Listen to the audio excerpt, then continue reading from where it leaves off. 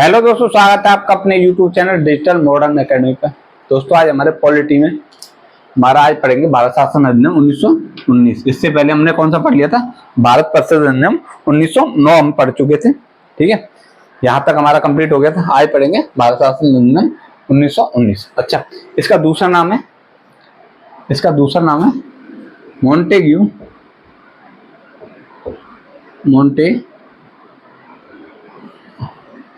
दूसरा नाम क्या है? मॉन्टेग्यू चेम्सफोर्ड सुधार अधिनियम। ठीक है,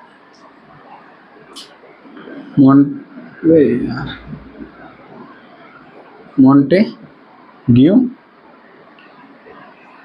चेम्सफोर्ड सुधार अधिनियम। ठीक है, क्या नाम था इसका? मॉन्टेग्यू चेम्सफोर्ड सुधार अधिनियम। मॉन्टेग्यू कौन थे उस समय थे भारत सचिव। ठीक है, इतना समझ में आया? अच्छा ठीक है। और जो चेम्सफोर्ड थे वो थे उस समय भारत के वायसराय।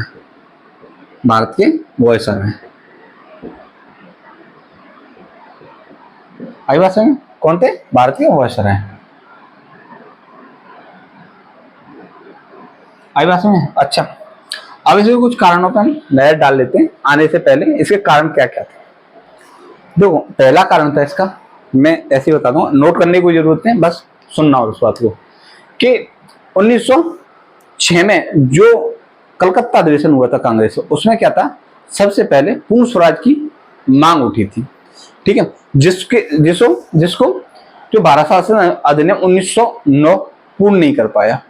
पहला कारण, जिससे क्या था कि पूर्ण स्वराज की मांग एक तो बढ़ रही थी। अच्छा, दूसरा कारण क्या था?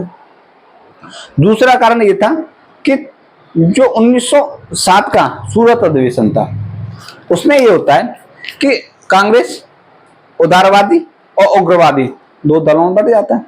उससे ये होता है कि जो अंग्रेज थे, उदारवादी जो नेता थे, उनका तो क्या कर रहे थे? उनको दे रहे प्रोत्साहन, और जो उग्रवादी नेता थे, उनका क्या कर रहे थे? दमन कर रहे थे। जिससे कारण ये बने कि जो उग्रवादी नेता थे और जो उनके सहायक थे वो और उग्र होते चले गए। ठीक है, और इससे अलावा और कारण क्या क्या थे कि जो हमारा जो बंगाल विभाजन था 1905 वाला, उसे क्या कर दिया गया? 1911 में समाप्त कर दिया गया। ठीक है, 1911 में समाप्त करने का कारण तो अपना प्रशासनिक, वो तो अंग्रेज अपना प्रशासनिक कारण बताते थे, लेकिन कारण कुछ और थे। ठीक है, उसमें जो मुस्लिम लोग थे, उससे क्या हुआ? जैसे 1911 में क्या हुआ? 1911 में बंगाल विभाजन खत्म हुआ। ठीक है, या समाप्त हुआ। उससे अंग्रेजों का मुस्लिमों को अंग्रेजों से क्या हुआ? विश्वास उठ गया। वो क्या सोच रहे थे? जो 1905 में जो विभाजन हुआ है वो किसके लिए किया है? हमारे लिए किया है, या हमारे हित में किया गया है। लेकिन उन्होंने, अंग्रेजों ने किया अपने हित में, क्योंकि वो भारत में शक्ति कम करना चाह रहा था। किसके? जो आंदोलनकारी थे उनकी, कांग्रेस की शक्ति कम करना चाह रहे थे, लेकिन उससे उनको कोई ज्यादा फायदा नहीं हुआ। फिर क्या हुआ? उन्होंने 1911 में वो भी रद्द कर दिया गया। ठीक है, मुस्लिमों के लिए बड़ी बेकार चीज हुई। उससे पहले मुस्लिम ये सोच रहे थे कि अंग्रेज बड़े हमारी तरफ पच रहे हैं या हमारी तरफ बड़ा ध्यान दे रहे हैं, तो ऐसा उनका कारण नहीं था। इससे क्या हुआ? जो मुस्लिम थे, मुस्लिमों के अंदर भी अंग्रेजों के लिए क्या हीन भावनाएं आने लगी। अच्छा, उसके बाद कारण क्या था? जो 1916 में जो लखनऊ अधिवेशन हुआ था कांग्रेस का, उसमें क्या था कि जो मुस्लिम लीग और कांग्रेस, उग्र दल, उदारवादी दल या नरम दल, गरम दल, जो भी बोले, वो क्या एक मंच पे आ गए। एक मंच पे आने का मतलब उन्होंने क्या किया? जो आगे आंदोलनकारी कार्य होंगे उनमें साथ चलेंगे। हमारी पार्टियां अलग है, कोई दिक्कत नहीं, लेकिन हम जो देश में आंदोलनकारी कार्य होंगे उनमें हम साथ चलेंगे। ये कारण रहा। इससे क्या हुआ? देश में मजबूती आई। अच्छा, तीसरा कारण क्या था? जो 1916 में एक आया था कौन सा? होम रूल आंदोलन। होम रूल आंदोलन 1916 में किसके द्वारा? एनी बेसेंट और तिलक के द्वारा। ठीक है, वो भारत में इतना लोग, उनकी मांग क्या थी? पूर्ण स्वराज की। उनकी मांग क्या थी? पूर्ण स्वराज की।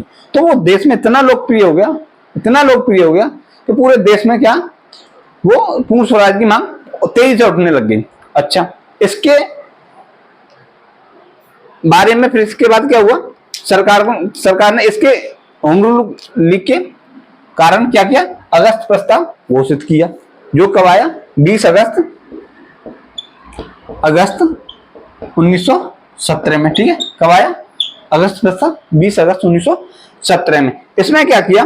भारतीयों को स्वशासन और उत्तरदायी सरकार देने का वायदा किया। किसने? अंग्रेज सरकार ने। ठीक है, स्वशासन और उत्तरदायी सरकार देने का क्या किया गया? मतलब उत्तरदायी सरकार देने का आश्वासन दिया गया। किसके द्वारा? अंग्रेजों द्वारा। ठीक है, ये कारण रहा। अब इतना सब होने के बाद जो उस टाइम पे कौन थे? चेम्सफोर्ड जो थे वायसराय, उन्होंने एक समिति बनाई। किसके अध्यक्षता? भूपेंद्र नाथ बसु थे, कोई एक भारतीय। कौन? भूपेंद्र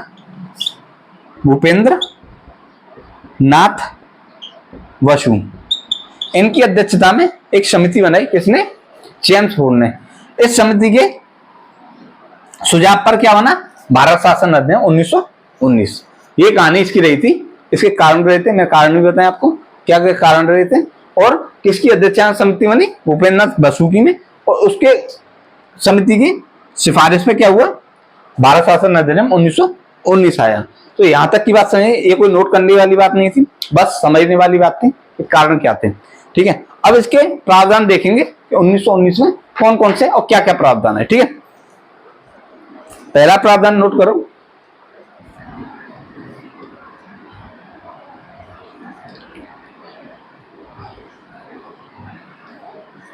इसका पहला प्रावधान था प्रांतों में ध्वज शासन की शुरुआत। ठीक है, पहला प्रांतों में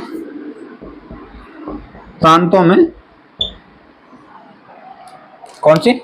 ध्वज शासन की शुरुआत। प्रांतों में ध्वज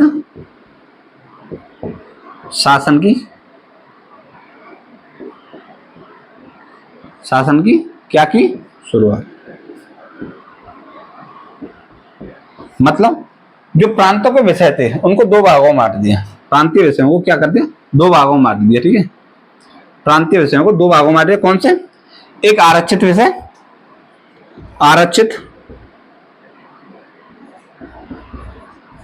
आरक्षित और एक हस्तांतरित।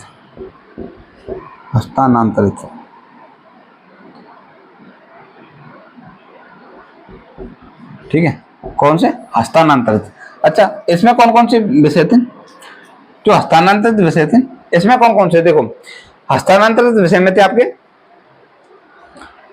स्वास्थ्य, शिक्षा, कृषि और स्थायी स्वशासन। कौन सा? स्वास्थ्य, शिक्षा, कृषि और स्थानीय स्वशासन। ठीक है, और आपके आरक्षित विषय में थे आपके कौन कौन से? आपके पुलिस, ठीक है, पुलिस, न्याय, जेल, भूमि। कौन सा? पुलिस थी, पुलिस, न्याय,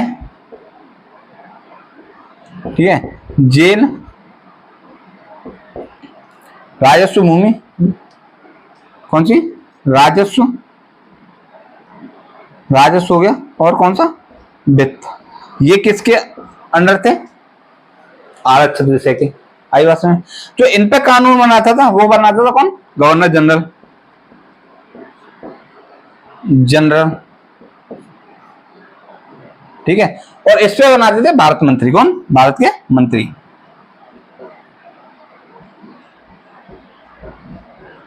कौन से? भारत के मंत्री बनाते थे। ठीक है, किसमें?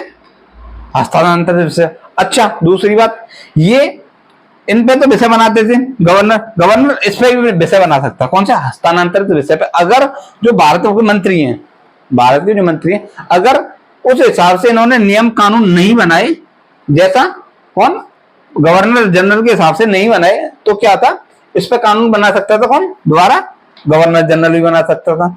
इतना काम ये था क्या, द्वैध शासन, द्वैध द्वैध शासन, ठीक है, ये था द्वैध शासन भारत में। आई बात समझ। विषयों को क्या बांट दिया, प्रांतीय विषयों को दो भागों में, एक हस्तांतरित विषय, एक आपके आरक्षित विषय। हस्तांतरित विषय में क्या है, स्वास्थ्य, शिक्षा, कृषि और स्थानीय स्वशासन। मतलब ये सीधी सीधी बात है, एक नाम के लिए था। ये खर्च करने वाली चीज है, यहाँ से पैसा कमाने वाली चीज थी। धन कमाने वाली चीज कौन सी थी, पुलिस थी, न्याय थी, जेल थी, राजस्व था, वित्त था। यहाँ से क्या, जो मेन चीज किनके पास थी, अंग्रेजों के पास। और जो खर्च करने वाली चीज थी वो किसके पास थी, भारत के मंत्रियों के पास। तो ये था भारत में द्वैध शासन, ठीक है, किसमें, प्रांतों में द्वैध शासन की शुरुआत, ठीक है। इसे नोट कर लो पहले, तो इसे मिटा के दोबारा लिखूंगा।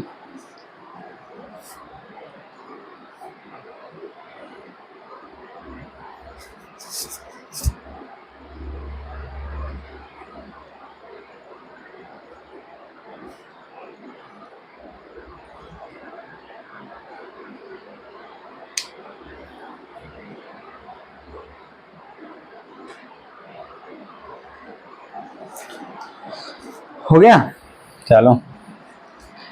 इस अधिनियम के द्वारा भारत में पहली बार प्रत्यक्ष निर्वाचन पद्धति की अपनाई गई।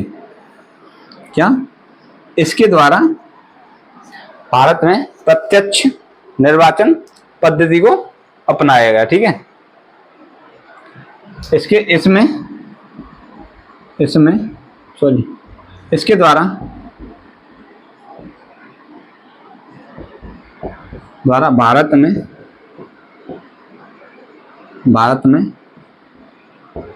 प्रत्यक्ष निर्वाचन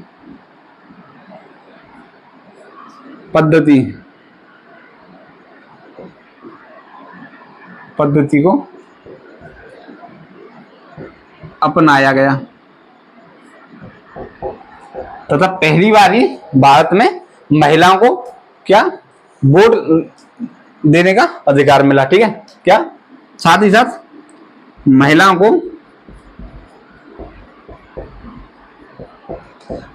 को क्या, मत देने का, महिलाओं को मत देने का अधिकार मिला। इस बात को ध्यान रखना, मत सभी महिलाएं नहीं दे सकती थी, जो टैक्स देती थी उन्हीं महिलाओं को मत देने का अधिकार मिला था। इस बात को ध्यान रखना, ऐसा नहीं है कि सब महिलाओं ने मत देने का अधिकार था, सबको नहीं था। जो टैक्स देती थी महिला, उनको मत देने का अधिकार मिला। अच्छा, पहली बार इसमें जो केंद्र में द्विसदनीय व्यवस्था की स्थापना हुई। द्विसदनीय मतलब राज्यसभा और लोकसभा, ठीक है, राज्यसभा और लोकसभा की स्थापना हुई पहली बार, ठीक है। पहली बार केंद्र में द्विसदनीय व्यवस्था की गई। पहली बार केंद्र में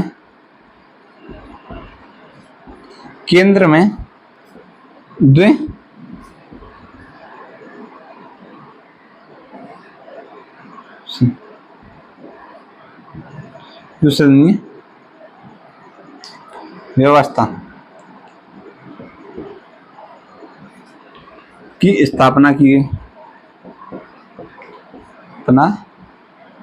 गई। मतलब द्विसदनीय मतलब जो केंद्रीय परिषद था, ठीक है, कौन सी, केंद्रीय विधान परिषद, केंद्रीय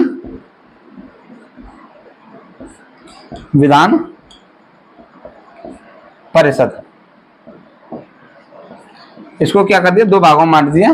कौन, लोकसभा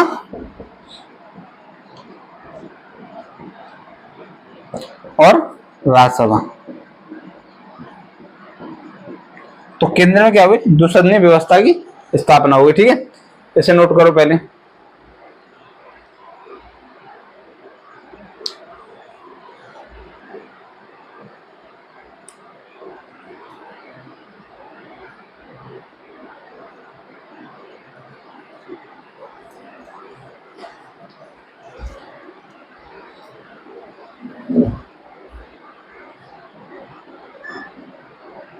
हुआ नोट?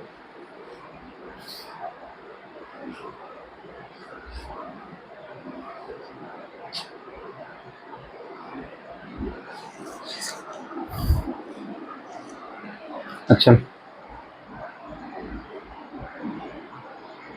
मिटाया जाए?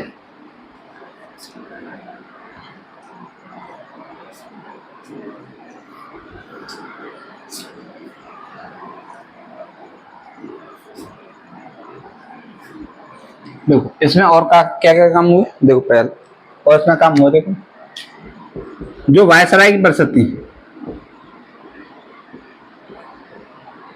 की परिषद का आकार बढ़ा के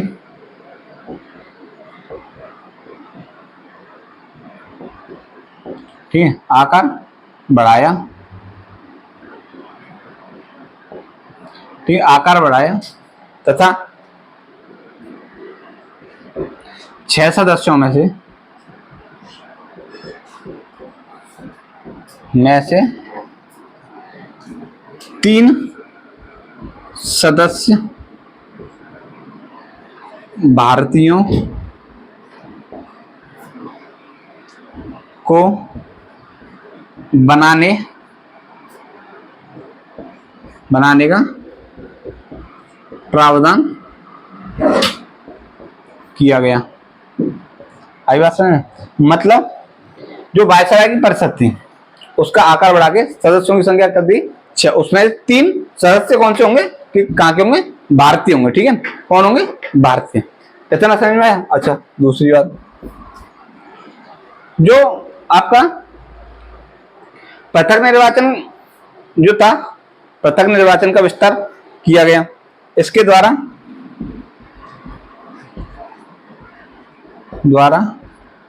पृथक निर्वाचन पद्धति का विस्तार करके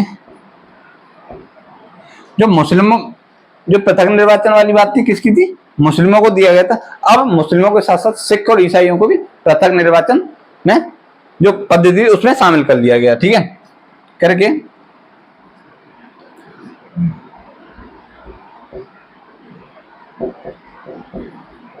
के साथ साथ कौन? सिख और ईसाई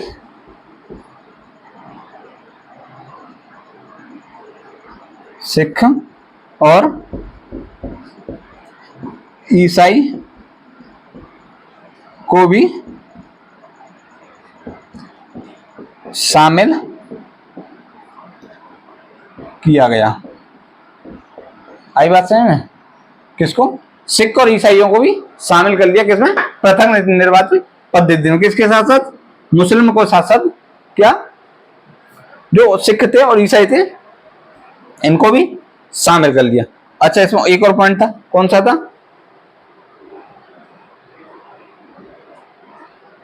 इसी जो अधिनियम में भारत में लोक सेवा आयोग की स्थापना हुई।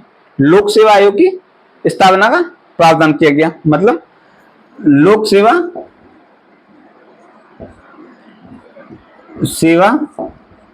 आयोग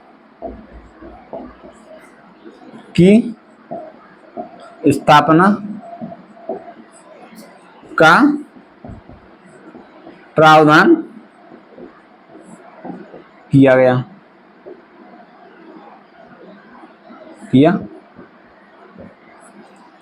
ठीक है।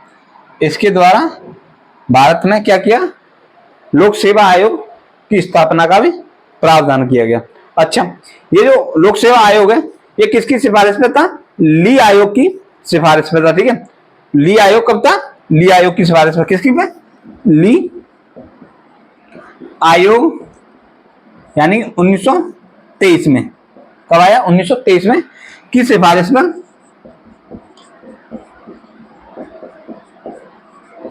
पर ठीक है। कब किया गया था? 1 अक्टूबर 1926 को कब? सिफारिश पर 1 अक्टूबर 1926 को की गई। मतलब क्वेश्चन डालना, मतलब इसमें लोक सेवा आयोग की मतलब केंद्रीय लोक सेवा आयोग की स्थापना का प्रावधान किया गया, जो कि किसके सिफारिश पर? ली आयोग की सिफारिश पर कब? 1 अक्टूबर 1926 को इसकी स्थापना की गई। ठीक है, कितने? 1 अक्टूबर 1926 को। इसे नोट कर लो पहले।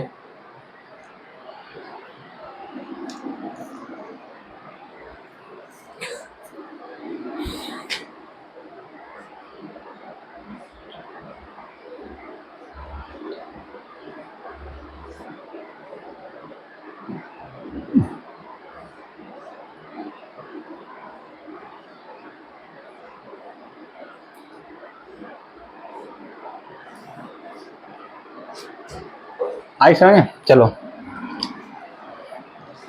इसी अधिनियम के द्वारा ब्रिटेन में क्या? ब्रिटेन में एक पद का सृजन किया गया। वो उस पद का नाम क्या था? भारतीय उच्चायुक्त। कौन सा? भारतीय उच्चायुक्त। ठीक है, किसके द्वारा? 1919 के अधिनियम द्वारा ब्रिटेन में क्या किया गया था? एक पद का सृजन किया गया था जिसका नाम था भारतीय उच्चायुक्त। ठीक है, उच्चायुक्त। इसके द्वारा ध्यान रखना, इसके द्वारा ब्रिटेन में, ठीक है, ब्रिटेन में एक पद यानी कौन सा पद? भारतीय उच्चायुक्त। भारतीय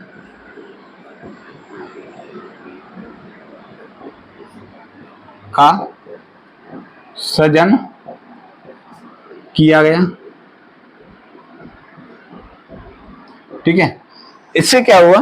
जो ये पद था, ठीक है, जो उच्चायुक्त था, इसमें क्या था? जो भारत सचिव था उसकी कुछ शक्तियां किस पे चली गई थी? भारत के उच्चायुक्त पे। ठीक है, तथा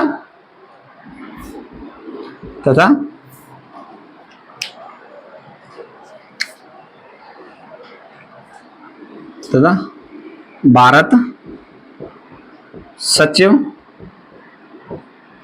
की, ठीक है, भारत सचिव के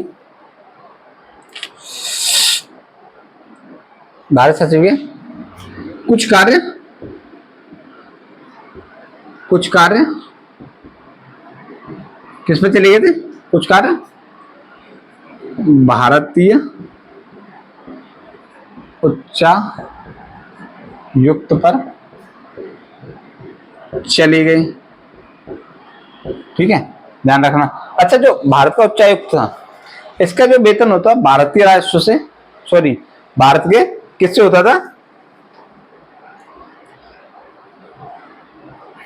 जो भारत का उच्चायुक्त था, इसका जो वेतन देना होता था भारतीय राजकोष से दिया जाता था। किससे? भारतीय राजकोष से। अच्छा, जो भारत सचिव था, इसका अब वेतन दिया जाने लगा कहां से? ब्रिटिश राजकोष से। ठीक है, इस बात को ध्यान रखना। अच्छा, इसकी समीक्षा के लिए, ठीक है, एक आयोग बनाया गया जो कि 10 वर्ष बाद इसकी रिपोर्ट देगा। ठीक है, जिसने 10 वर्ष बाद क्या इसकी रिपोर्ट का प्रावधान था? 10 वर्ष बाद इसकी रिपोर्ट आएगी, इसकी भारत शासन अधिनियम 1919 के। तो ये इसमें कुछ प्रावधान थे, ज्यादा बड़ा तो है नहीं, जितना था मैंने बता दिया आपको। इसके कारण भी बताएं। ठीक है, साथ ही साथ इसमें क्या क्या प्रावधान हुए वो भी मैंने बताए। ठीक है, तो आज इस क्लास को इसी के साथ कंप्लीट करेंगे। फिर कल पढ़ेंगे हम कौन सा? भारत शासन अधिनियम 1935 के प्रावधान। ठीक है, भारत शासन अधिनियम 1935 के प्रावधान, तो कल वो उसे कंप्लीट कर देंगे। फिर उसके बाद देखते हैं कौन सी क्लास बनती है। फिर भारत का जो संविधान सभा, ठीक है, क्रिप्स मिशन आएगा, बहुत से आएंगे। ठीक है, उन सबको पढ़ेंगे धीरे धीरे। तो कल हम पढ़ेंगे कौन सा? भारत शासन अधिनियम 1935। आज की क्लास हम यही समाप्त कर रहे हैं। तो दोस्तों, आपसे रिक्वेस्ट है हमारे चैनल को शेयर करें, सब्सक्राइब करें। ठीक है, और जो वीडियो लाइक किया करें, और इतना ही है। ठीक है, चलो।